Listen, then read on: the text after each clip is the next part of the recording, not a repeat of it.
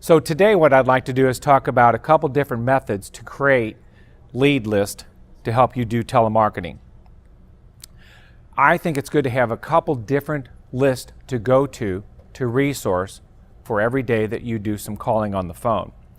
So one list should be, if you're attending networking meetings, you should probably create a separate list of all the people you meet at networking meetings to call back and touch base with them.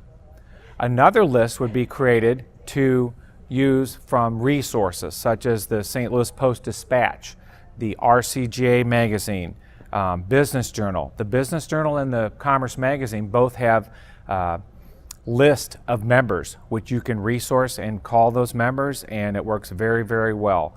Chamber members, if you belong to a chamber, that is a great resource, and St. Louis has some pretty large chamber groups. I've done calling myself into chamber groups. Some of them have lists of 400 to 500 members, so that's a great resource. You want to know who your target industries are, and you want to be able to also identify specific industries that you're best to call for. So be aware of that as you create lists and look for prospects to call. Also, an area would be to find a comparable salesperson in your industry and trade leads. So for instance, if you offer IT services, you might try to find a salesperson at another company who sells software and get together with him. You're both targeting probably IT directors at companies.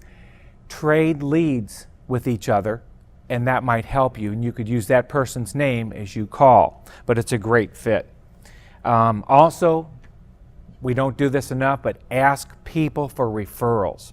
That's another way to add to your list of people that you want to contact for business prospects. Keep in mind the law of 250. The law of 250 says you should tell everyone you know what you do.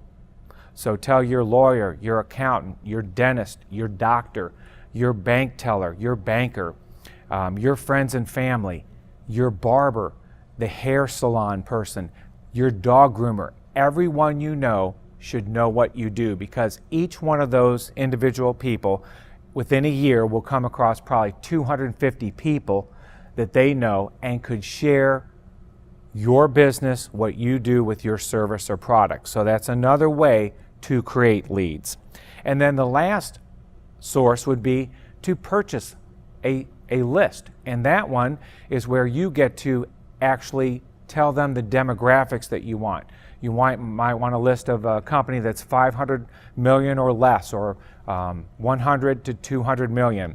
50-mile radius of St. Louis. You can give them all the demographics. They'll create a list, and you purchase that lead list, and that's something you can also call on. Pricing for those lists can start out around 46 cents per company name, under 1,000.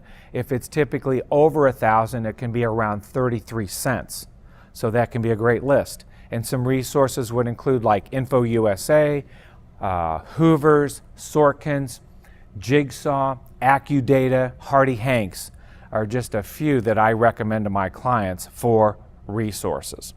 So that will help you to come up with different leads for lists of companies and names that you can contact.